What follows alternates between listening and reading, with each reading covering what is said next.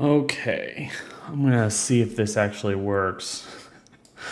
It's been a long time since I've done any type of streaming, so I'm really hoping that this comes together in some way, shape, or form. This. I want to keep myself ready and willing to discuss this stuff. Been a long time for anybody who's going to join me. Like I've been doing in the past, I essentially just talk about whatever. I'm willing to discuss anything and everything with the audience as they come in. If anybody's willing to chat, that's totally fine. But one of the reasons I do these types of discussions now is so I can get a ton of content flowing. So that's essentially what we're going to be talking about today. Don't really care how many people join me, especially with such a late notice. And quite frankly, I haven't been around. I don't understand why anybody would keep following me when I'm not really posting anything. But hey, life is hard. You have to start somewhere. Anyway, we have a new Saw movie coming out in September 27th, 2024. What's up, Daniel? Let's see. What's your theories for Saw 11? Yeah, we're definitely going to talk about Saw 11. All right. So before I get into everything, what's up, everybody?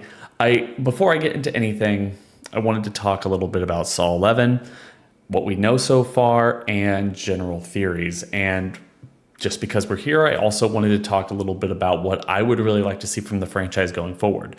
Don't mind the sweat. I just got done working out, so I'm just feeling up to it, and I wanted to put a little time into coming here, talking to you guys on stream, and hopefully getting in some content on the channel sometime here soon. So with Saw 11 coming out this year, obviously, hey guys, we're back. We are totally 100% back on this franchise being a year-to-year type of content stream. Hopefully, this means that the 11th film will be that much more of a success, and we're going to be able to get Saw 12 in 2025, and then who knows, we're going to have to wait and see what we get from there. With that being said, some of the things that we know for a fact going into this specific movie is Kevin Greuter's coming back to direct the film. We got Marcus and Patrick coming back to write the film. I know a lot of people think that is a good or bad thing. I've heard a lot of different people in the discussion, both in the comment section, on Twitter, on Instagram, literally all over social media, talking about these two individuals.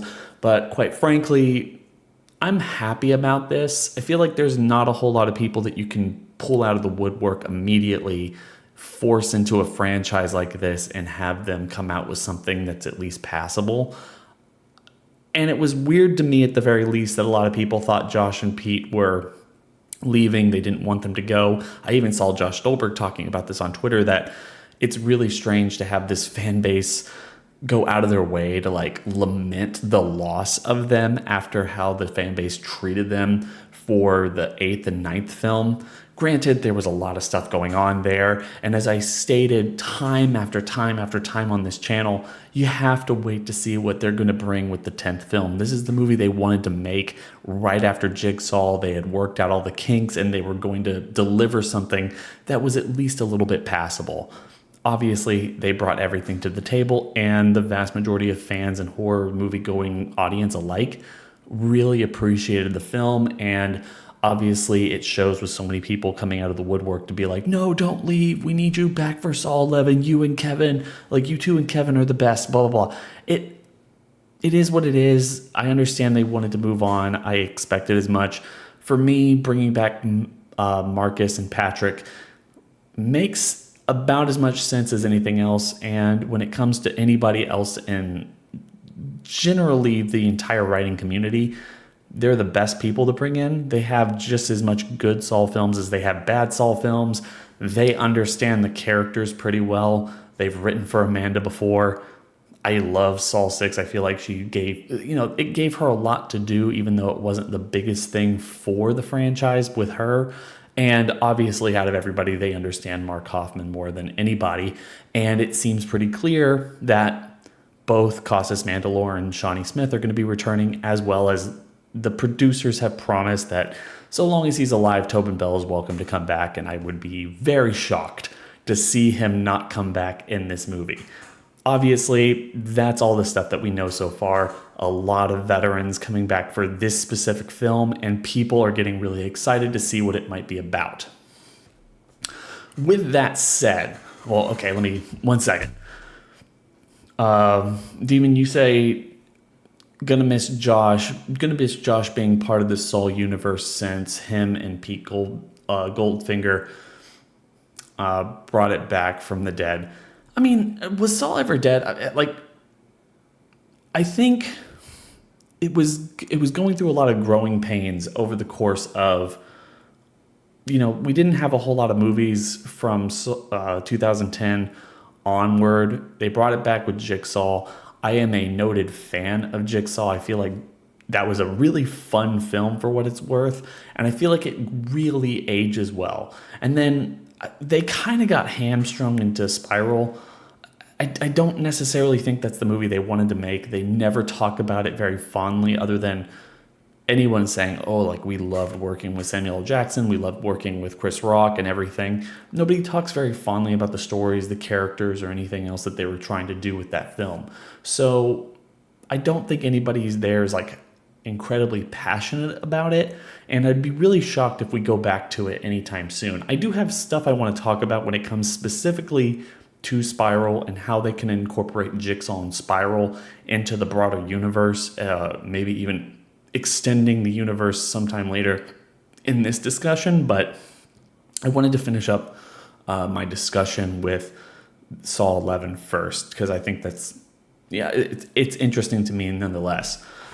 Getting back to Saw 11 and what specifically the movie might be about. Recently, oh man, this is what I shouldn't stream right after I work out because I'm just sweating up a storm and I feel like a gross pig. Anyway, Valentin, is Logan Nielsen going to come back for Saw 11? No, I don't think he's going to come back, but we're going to get there. So specifically what Saw 11 is going to be about. Now, there's a lot of stuff floating around here about one, who's coming back. The producers have said pretty much, hey, if you're going to go the producers have said, if you're going to be going back in time, I want to come back. There's a lot of stuff that we can do here with this universe if we're going to be playing around with the timeline like we always have. And I think what that really means and primarily what they've been talking about is they're going to bring back Costas Mandylor. He's at the very least shown that he's reciprocal to the idea, if he's not already signed up and filming it while they're filming it, like literally like right now. He's going to be in it in some way.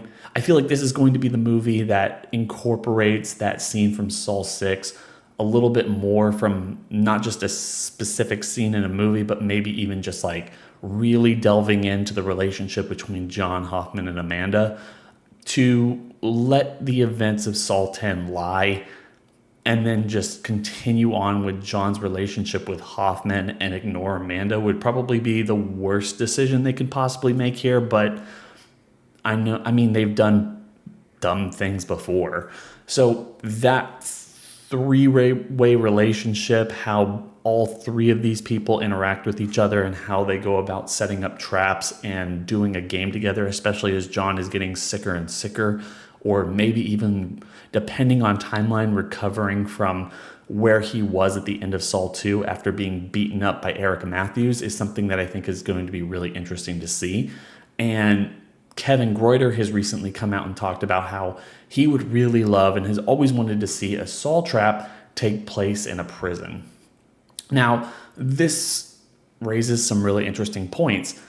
What does this mean for the overall story? When does it take place in the timeline? And how does this work with the extended universe of content? For a lot of people who probably don't know or aren't aware for one reason or another, the Saw franchise is extended to the fact where there's a comic book that is no longer canon because it was written by Lee Winnell going into the events of Saw 3 that kind of went back and explained that John was a toy maker and everything before he was a civil engineer, and that story is no longer canon. Although, if you just watch the first 3 films, you can, pick up that story and think about it what you want to.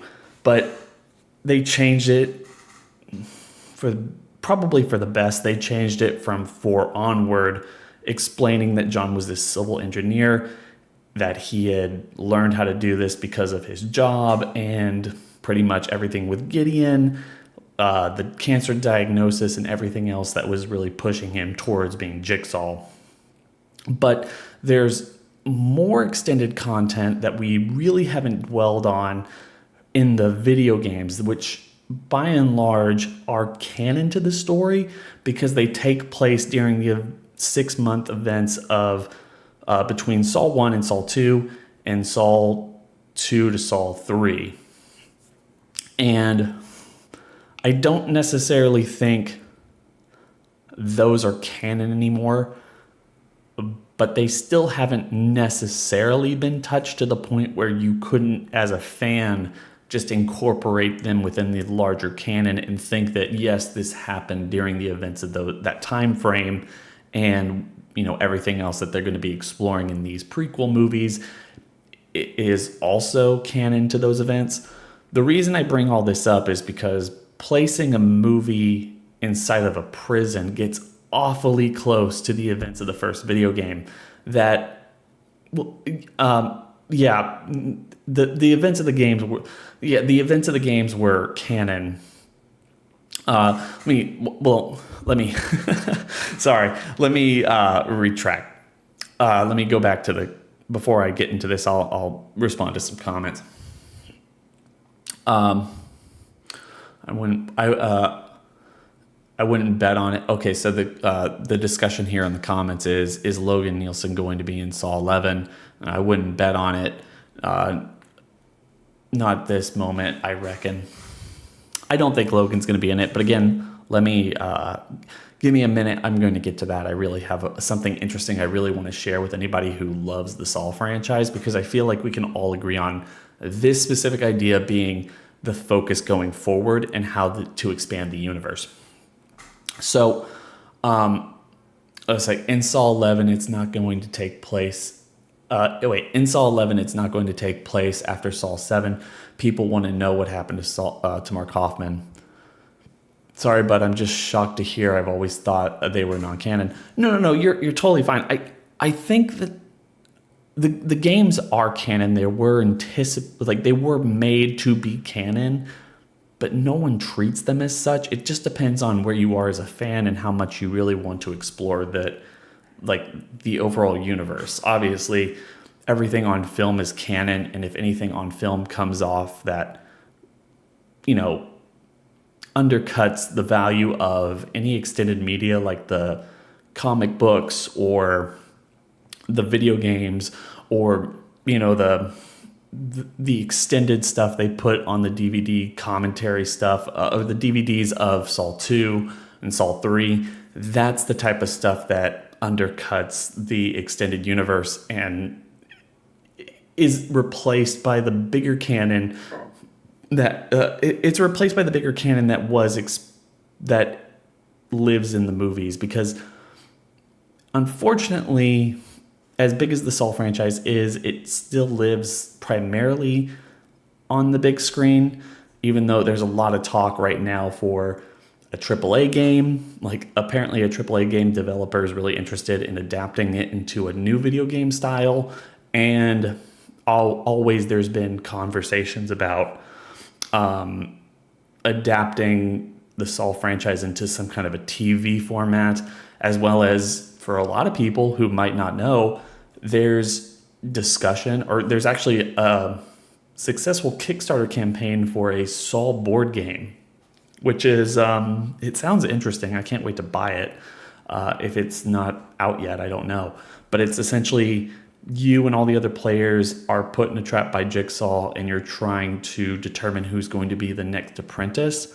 So you have to kind of work with each other, but also undermine each other and do traps and survive traps and all this other stuff. It's an interesting concept, one that I think I even kind of pitched what I would like to be for a movie. It's essentially what I pitched, what I would love to see for a Saw 9 before we knew anything about Spiral. If you go back on the channel and you can figure anything out like that. Getting back to the point, I go on these long things, so bear with me, guys. So when it comes to Saw 11 essentially being, my dog is going to start barking because it's that time of night. When it comes to Saw 11 essentially being a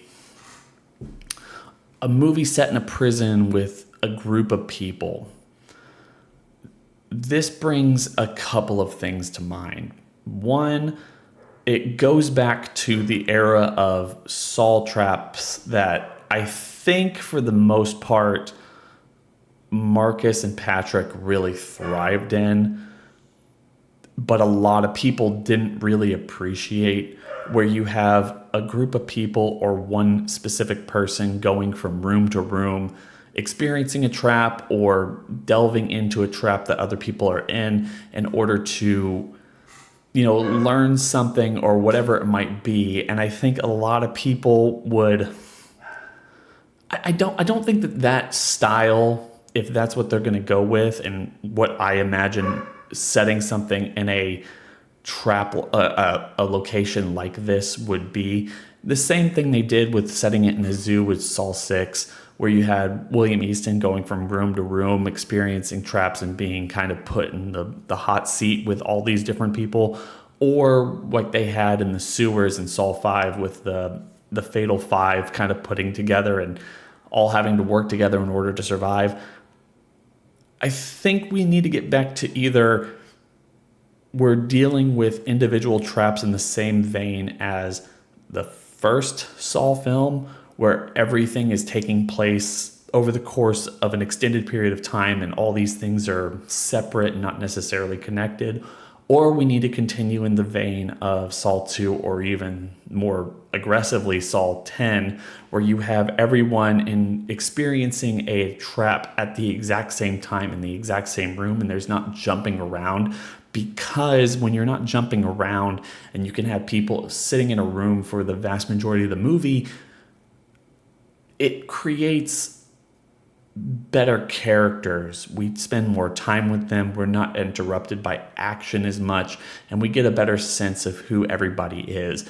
Not just the victims themselves, so we can care about them, or in Saw 10's case, we can hate them, but also with John, Hoffman, and Amanda, which I think going into this film, I would hope that the creators would understand that that's what the fans really want to see, is the relationship between these three main characters. And as people in the comments are saying, why not just at the very least mention Logan, right? So that's kind of what I want to see. I don't mind the prison setting, but I don't want to have a story that's jumping around.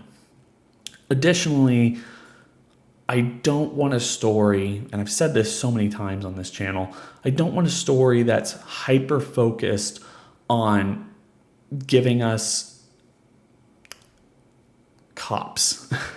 I don't want cop stories. We've had the vast majority of the franchise be centered around cop stories. I think that's one of the reasons people really loved Saw 10, is because there was no cops. It was very different from pretty much everything else that we had seen up until that point with the entire franchise.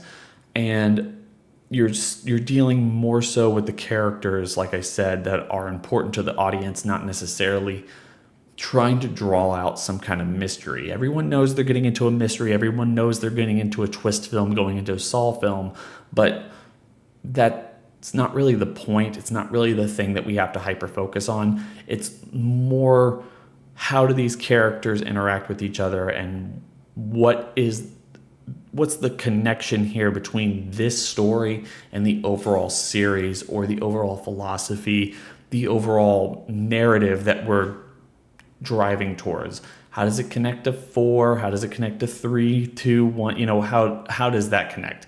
Another thing we need to talk about is the time placement. I know a lot of people want this to take place between 2 and 3, but considering they jumped on this so quickly and there's so many lingering threads from Saw 10, why not just pick it up quickly thereafter? And then hopefully you can have a little bit more time to play around with the events between Saw 2 and Saw 3.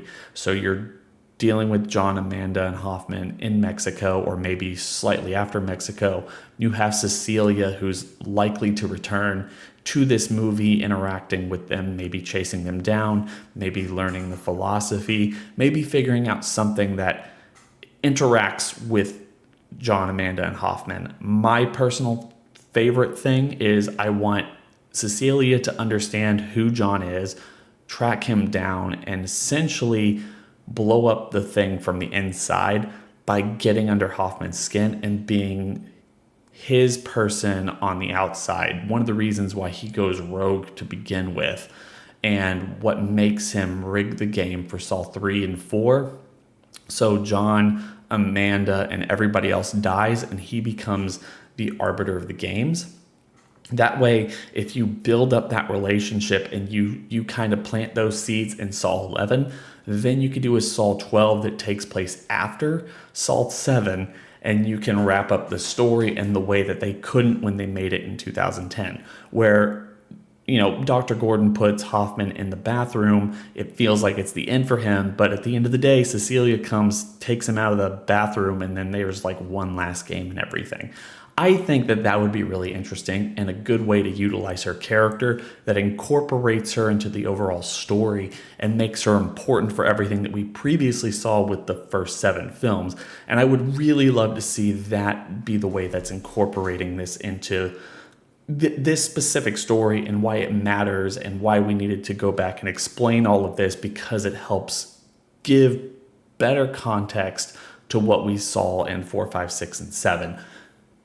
Additionally, since you're playing around in this narrative timeline, I don't like cops, but I would love to be able to see, bring back Rig, bring back Carrie, bring back, the Wahlberg brother is not going to come back, but bring him back too, Donnie Wahlberg. Do it if you can. Utilize those characters. I keep saying I don't like cops, but you live in this era. These are where some of the strongest characters lived in the timeline.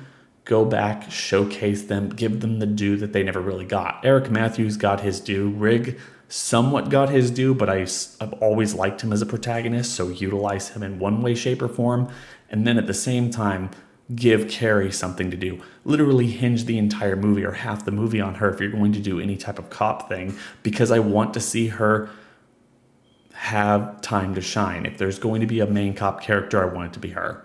So those are my thoughts when it comes to Saw 11. I'm excited for the movie. I cannot believe I wasn't expecting them to greenlight a movie and get it out as fast as they are. It feels like we're back in the days where this was, every year you wait until Comic-Con for the trailer. The movie comes out big opening weekend, or big enough opening weekend to justify them greenlighting like 1, 2, or 3 more movies like right then and there. And it was just super exciting. I remember that. I'm sure you guys remember that. Honestly, I hope we're back here again, at least to the point where we get Saw 11 this year and hopefully Saw 12 next year. That would be the best. Let's go back to the comments. All right. So let's see. In Saw 11, why they cannot bring back Logan and Eleanor? I think they're not going to bring them back because they just don't exist in that timeline.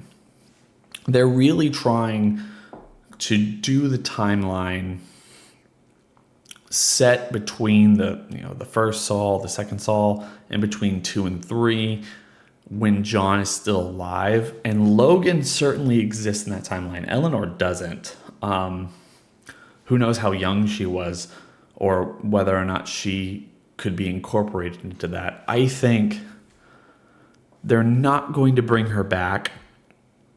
They're not going to bring her back because they're not, both of them, they're not going to bring either of them back because they're not popular enough. And think about the timing here, right? We're in 2024. Jigsaw was a successful movie, but poorly received. Excuse me. Jigsaw was a successful movie, but poorly received. That came out in 2017. That's a long time ago. I mean, that's like 7 years ago. And 7 years is a long time in between movies that nobody really cared about. Not that the Saw franchise completely disappeared in that time frame, but you go from doing this soft reboot of the franchise itself into into a complete retooling and rebooting with Chris Rock and Samuel Jackson. Even that movie was more poorly received in a lot of ways. At the very least, it wasn't as successful as Jigsaw. I think a lot of people look to the fact that it came out during the pandemic. It was kind of one of the very first movies that they put out there when the summer was getting started in 2021.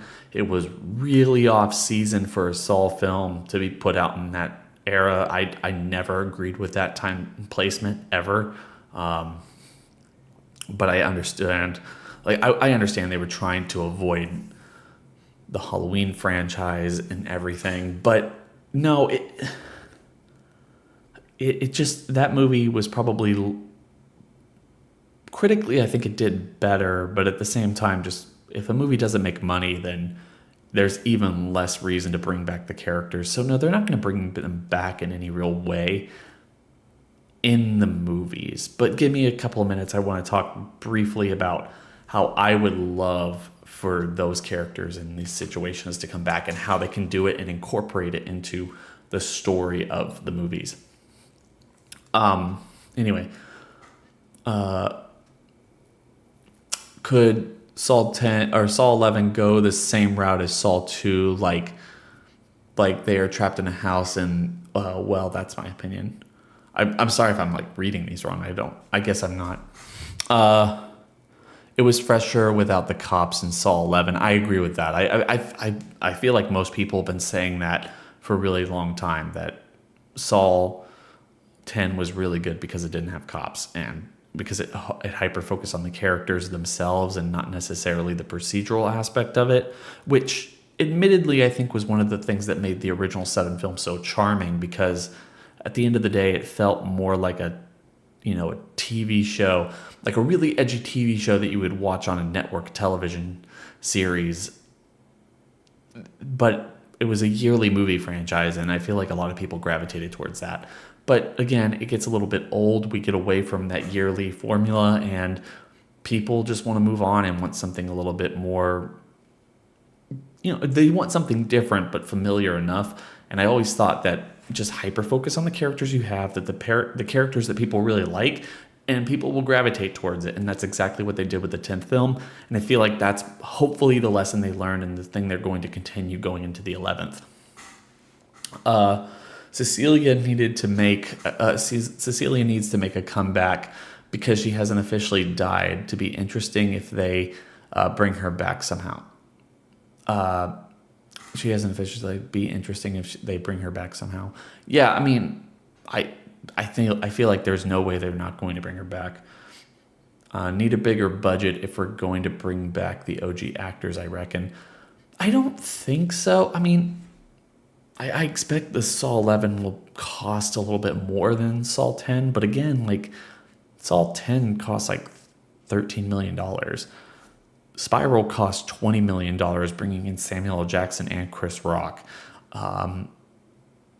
Jigsaw cost $10 million, just bringing back Tobin Bell and a bunch of kind of popular TV actors. So there's a lot to kind of talk about. There's a lot to kind of talk about when it comes to budget and everything, but I don't expect this movie to cost that much more than Saw 10. I mean, 15 million is a good guess. And if it can bring in over 50 million domestically like Saw 10 did, and well over 100 million, like I feel like Saw 10 did, 111 million, almost 112 million worldwide, not mentioning everything on VOD, home market sales and everything else. Like, there's a lot of profit to be made there. They don't spend a ton of money on advertising these movies. I mean, if you're going to spend $13 million on a movie, you're going to spend like $7 million advertising it. That's $20 million. You need to essentially double your profit, double that to make your profit. But that's the way people really look at it. But it's more like, with certain things, it's more like 2.5 or triple to really start making a profit. So yeah, Saw 10 made a ton of profit, and the people who are telling you like, oh, they spent like 20 million or 25 million dollars on marketing, they don't. They don't spend that much money on a movie that only costs $13 million. They'll spend that much money on a movie like Expendables 4 that cost them $100 million. That's the movies they need people to come out for, and they need to really push it on everybody. With Saw 10, it has a fan base. The people who are going to come out of the woodwork to watch this stuff, get excited for it, hear good things, come out to see it for Halloween and everything.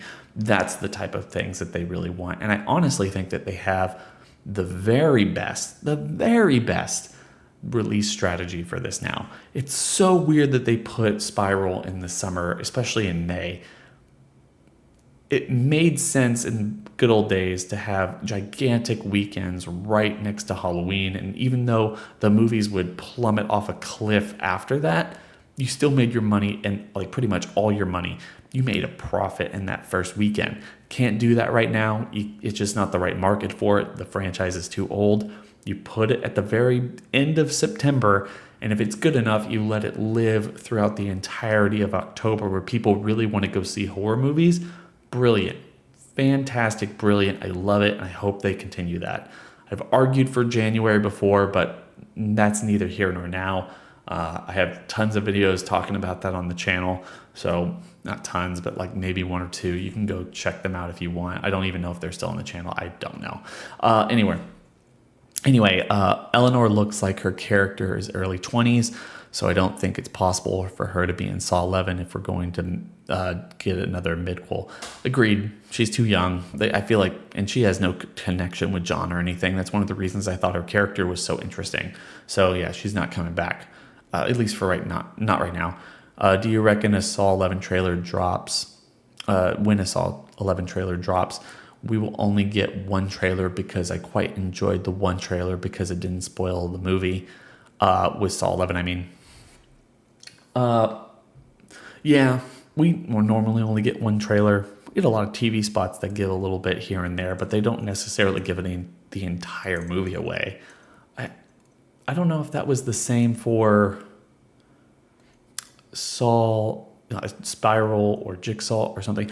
We got multiple trailers for Spiral because Spiral was delayed because of the pandemic, and they had to resell the film, so they gave us another trailer. But if that movie came out as planned, I don't think we would have gotten another trailer for it. I think they just would have played the first one, let it slide, and maybe because of what they were trying to do, maybe they would have promoted it a little bit more, but that was really sidelined because of the pandemic. Anyway.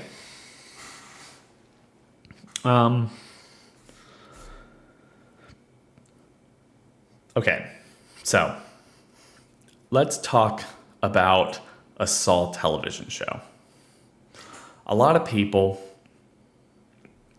including myself, have been arguing for an expansion of this franchise for a really, really long time. Obviously, there's a lot of people talking about potentially a AAA game developer is interested in the property and is pitching and or making a AAA game for the Saw franchise that's going to be dropping sometime in 2025. At least that's the big rumor. One of the things that the producers have been talking about pretty aggressively behind the scenes for the last couple of years now is the concept of expanding this franchise beyond the big screen and going onto the small screen for a television series. Theoretically, someplace like Netflix or Stars before, obviously, Lionsgate gave up the entire concept of Stars. They separated from it, so probably not there. But given the recent, given the recent relationship with Lionsgate and Peacock with Universal, it makes a little sense that they might go to someplace like Peacock, which obviously might be a decent home more than anything, to a Saw television show. But the reason I think that this time more than any other time, the reason I think this time more than any other time is the best time for a Saw television show is exactly where we find ourselves with the movies. As we've talked about before, the franchise itself has kind of found itself in a little bit of a conundrum where you have the only legitimate path forward being set in this weird alternate timeline situation where you're dealing with previously dead characters. You're bringing back Tobin Bell, who died in the third film, and placing it within the content, or placing it within the timeline between the first and the second film, or even the second and third film of the entire franchise. This gives you a lot of leeway. It's something they did to keep him alive with Jigsaw, certainly what they did with Saw 10, and potentially what they're going to do with Saw 11. Given the storyline from Saw 10, where we have Cecilia still alive and well, we never see her die on screen, and some of the deleted scenes even suggest that she did get out of the room and decided to do whatever with her freedom there. It seems very likely that we're going to be living in this environment with John, Amanda, Hoffman, and hopefully, other characters, other situations, and new and interesting content, but interacting in that 6 month or year long time period.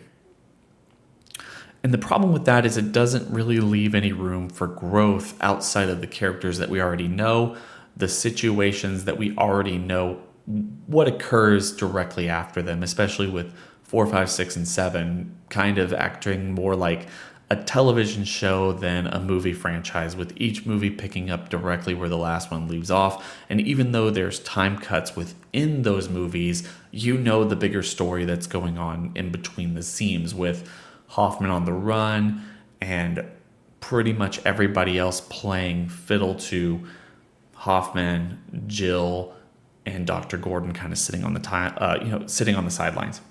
So I think the best way to interact the story going on right now is to incorporate a TV show that operates more along the lines of, hopefully, a David Fincher's Zodiac type of storyline, where you've already set up kind of the seeds of what the story is going to be like. You've already set up the seeds with what the story is going to be like in the present timeline, but you introduce a character, be it like a reporter or maybe just a hobbyist, somebody that doesn't necessarily have any real connection with all the major events that were going on during the events of the first 7 films, Saw 10 and perhaps Saw 11, but gets somewhat obsessed with the concept of the Jigsaw Killer, learns about him, especially when John's identity comes to light, and then essentially keeps that thought process going up until present day. And the story would jump in between both timelines, where you have this character who's much younger, probably a decade or so younger, in the early 2000s, learning about John and everything that's going on within the broader universe of the first 7 or so movies,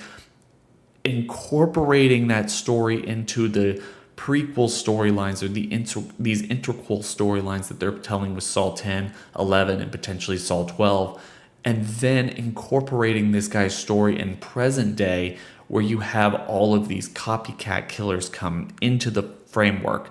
People like Logan coming back, or William coming out and testing the cops and Spiral, and all these other people. Introducing Eleanor again in the Jigsaw Rules website, and how all of these characters and people are coming out, and John's legacy is ballooning into the modern day. And this person is trying to figure out essentially like the catalyst of like where all of this is coming from.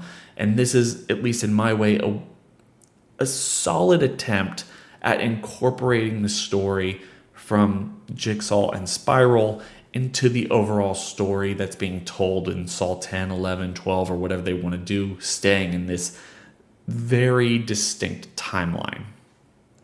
Because you don't have to interact with it directly, but the events of those movies can greatly impact the story that's going on in the television show, as well as hopefully incorporate those two films, Jigsaw and Spiral, that have kind of been left on the sidelines. One of my biggest issues with the Saw franchise, at least the way they've been trying to expand it and continue it ever since 2010's Saw 3D, is this franchise was always, as I've said, seen kind of as a storyline very heavily dependent on its own continuity, on its own narrative, and treated more like a television show than a horror franchise.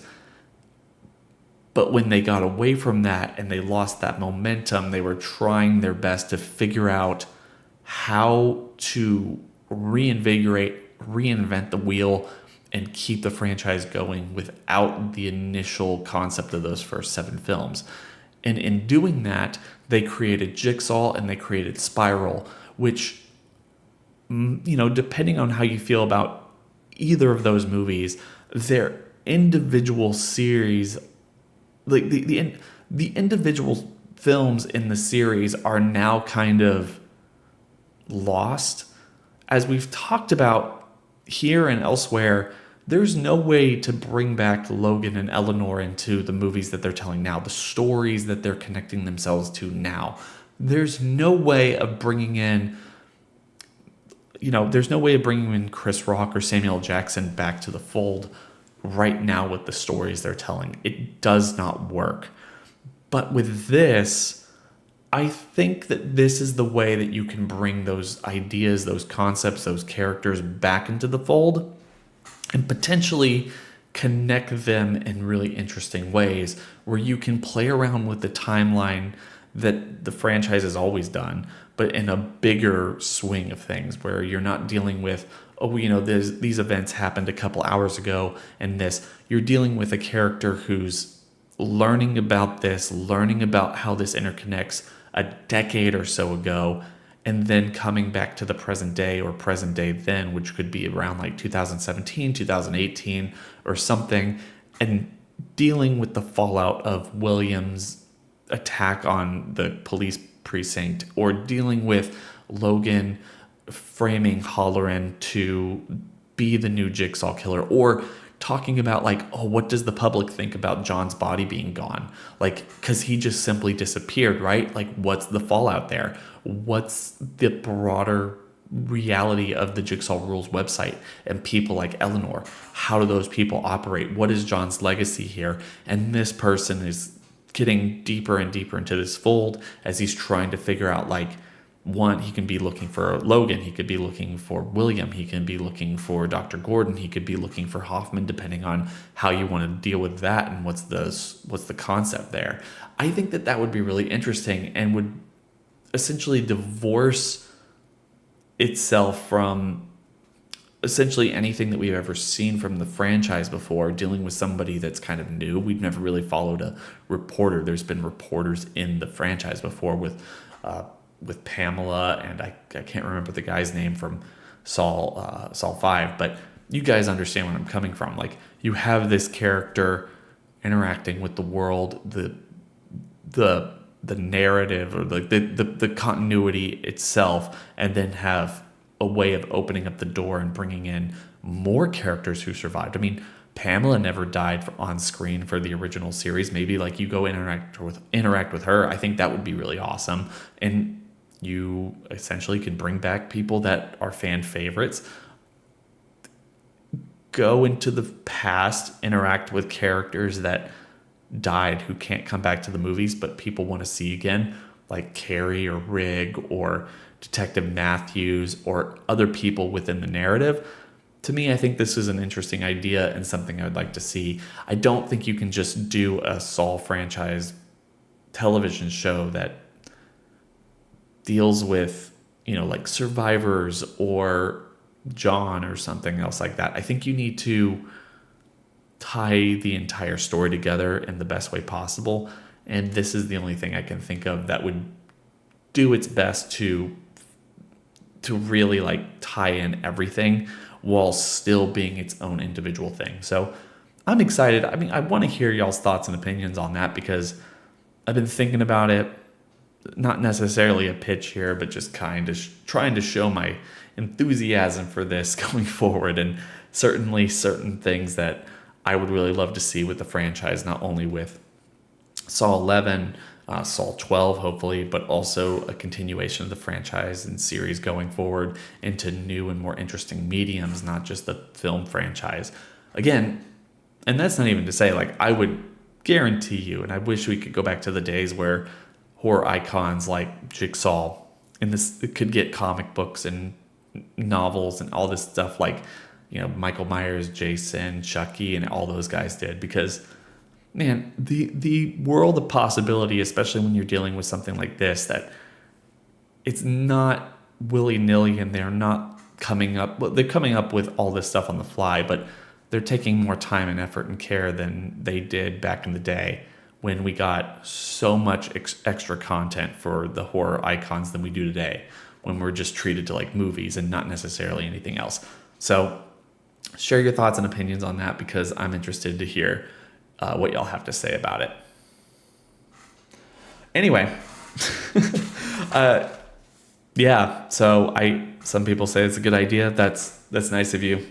Oh my God, I love live streaming, but at the same time, just sitting here talking. Oh my gosh. Anyway,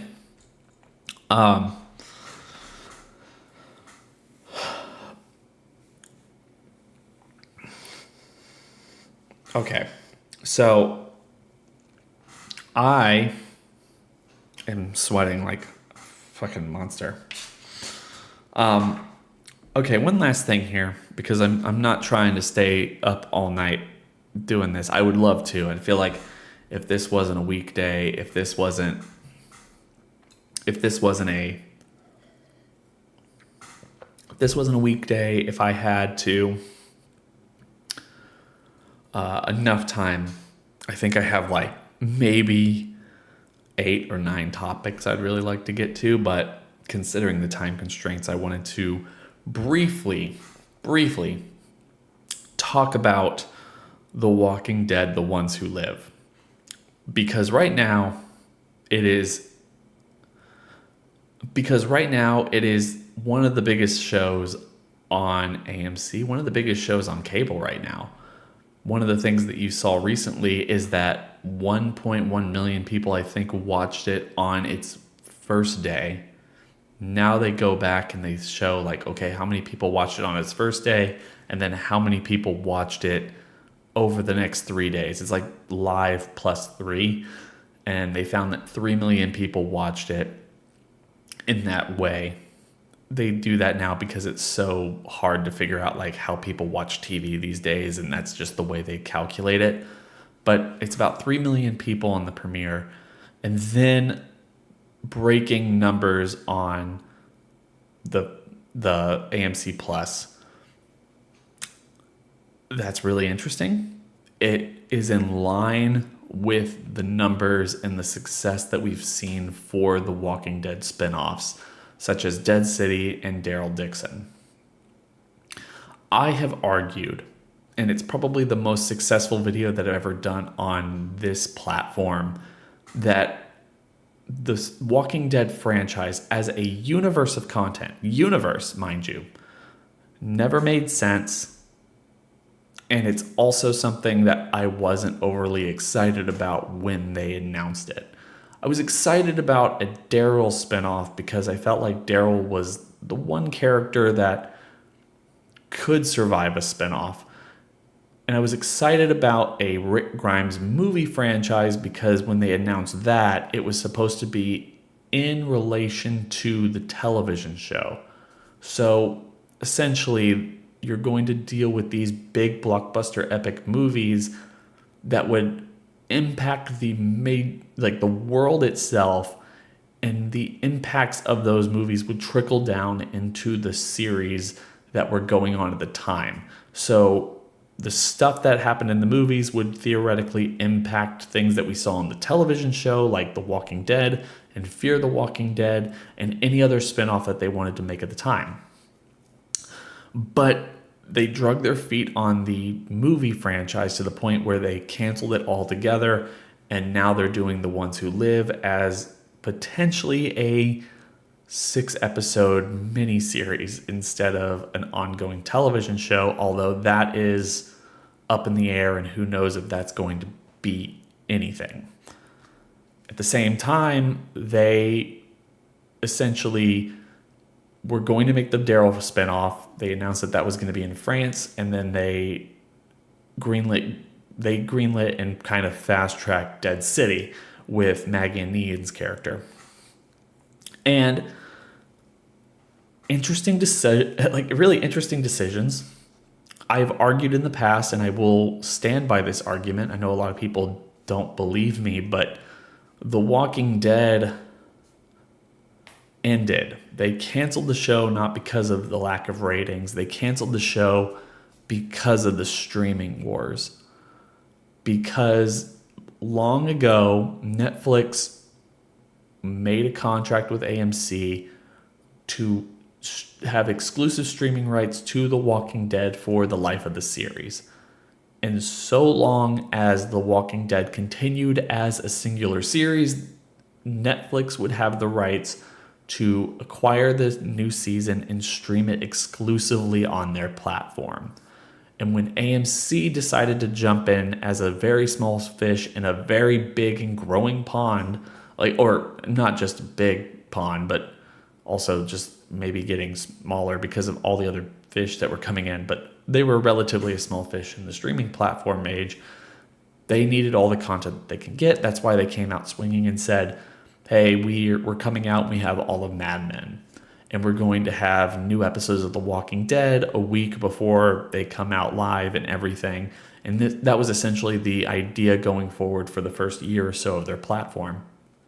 But they ended The Walking Dead in order to break that contract. And now, hopefully, within a year or two or something, Netflix will no longer have exclusive streaming rights. And if AMC is still around, given the fact that they've been struggling immensely right now, all of The Walking Dead will go on AMC Plus. And because The Walking Dead's continued popularity, that is going to be some good exclusive content because people still watch all of that. There's a lot of content there, and it's not just going to be The Walking Dead. It's going to be all of Fear the Walking Dead. It's going to be The World Beyond and everything they've made with Daryl Dixon, Dead City, and The Ones Who Live. Tales of the Walking Dead, pretty much that's all they do. That's all they make is The Walking Dead content, and they're going to shove everything down their throats.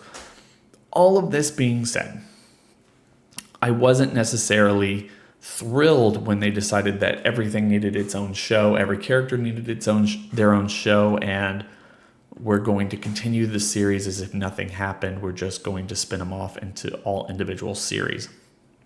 The reason I didn't like that is because you're dealing with a universe of content, expanding that universe with characters that we know and love from the original series, but you're doing it in a disconnected way. For me, and I might be wrong here, I want people to tell me in the comments, But The Walking Dead, or any universe whatsoever, needs a reason to exist. And I feel like it's really hard to talk about a cinematic universe, be it on television or movies, that exists for reasons not necessarily in line with it. Like, it's hard to talk about any cinematic universe that exists for any other reason other than the characters or the place or anything else in this universe is important. With The Walking Dead, it's the characters from Georgia are important. This small group of people are important. And somehow they go all around the world and they fight all of these people and end up coming back together. And for what? There's no greater purpose. There's no greater story. There's no greater idea of anything else that's going on here. There's no even purpose. There's not a cure. There's not anything in relation to these characters being together, coming together, or going out into the world and trying to, interact, explore, or anything else like that. We might as well just go to a new set of characters in France and figure out what's going on instead of just having Daryl get there inexplicably. We might as well go to New York instead of having Negan and Maggie go there for one reason or another. And we might as well see a big military complex without Rick there, right? That's kind of the concept that I'm coming at. And the reason I focus on this, I have this problem for pretty much every single major universe, not just The Walking Dead. I feel like a lot of people, even though they don't talk about this, are getting mad about the Marvel universe specifically now. To articulate it a little bit more is, I think one of the reasons people are getting mad is people are starting to think like, hey, what's wrong with, like, why is all this happening on Earth? What makes Earth so special in this, within the logic of these specific movies, right? We have an entire universe of stuff going on that we see in the Guardians of the Galaxy movies or on the outskirts of something like Eternals or something. But for whatever reason, like, all of the Infinity Stones, or a vast majority of the Infinity Stones, end up on Earth for inexplicable reasons, right? Eternals, they're trying to make Earth like it's an egg, but why, right? Why Earth? All of these superhero people, why do people keep coming here? Well, it's just to facilitate the movies and explore the characters. Earth is where we as an audience are familiar with, so it's just the easiest place to introduce characters and, their backstories and everything, because it's not as far-fetched or cartoonish as something like Guardians of the Galaxy, where it's a bit of a stretch. The same thing can be said for The Walking Dead, except for it's just a little bit more crazy, because at the beginning and even through the 11 seasons of television, you had to ask yourself, well, why these specific characters? Why these communities? Like, why are we following these people for so long? And I felt like in the 11th season, for anybody who watched it, the explanation they give briefly is, well, we had to continue to think that we're special, because if we're not special, then what was everything for? If anybody and everybody can make communities like the ones that we have connections like the ones we have, then it wasn't special. And we're not, we're just biding our time, and we might as well be dead and everything. And that was kind of the through line for the last season, until you get to the whole point of we are the ones who live and everything, kind of setting up the whole Rick and Michonne show.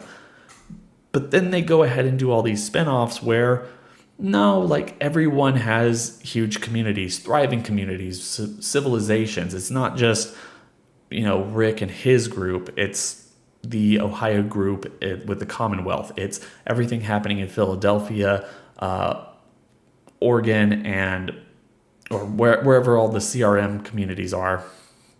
Omaha and stuff like that. Those are thriving communities. It's in the New York area where you have thriving communities. If France is thriving in a lot of ways, they have nightclubs and everything else that we've seen over the course of Fear the Walking Dead and even Tales of the Walking Dead. There's too much life and there's too many interesting things going on for us to focus on these characters, and they're important to the overall universe. If their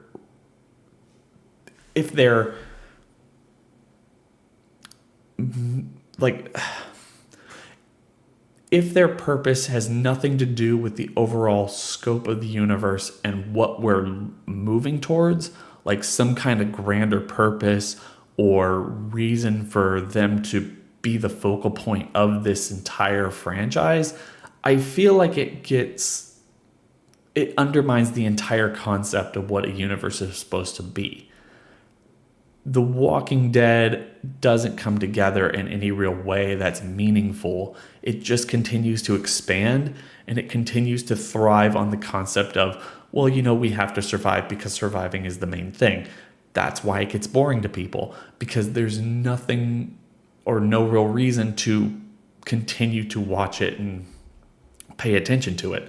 There's no Infinity Stones concept. There's no Crisis on Infinite Earths with the CW superhero shows. There's no expansion of the universe and the realm itself like we've seen with, heck, even John Wick, right? With the Continental and the ballerina and everything.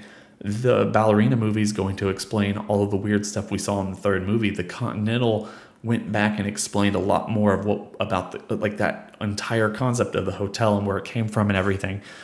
There's nothing like that with The Walking Dead. It's just exploring new, interesting areas that our main characters that we know and love can kind of get into dramatic situations, learn to survive, and just keep learning these same lessons over and over and over again. And I feel like that's what's going to get old. I like all of these spinoffs. I feel like that's one of the weirdest things about this is, as boring as it could be, they're still really interesting. I enjoy what I'm watching, and I'm having a lot of fun with it.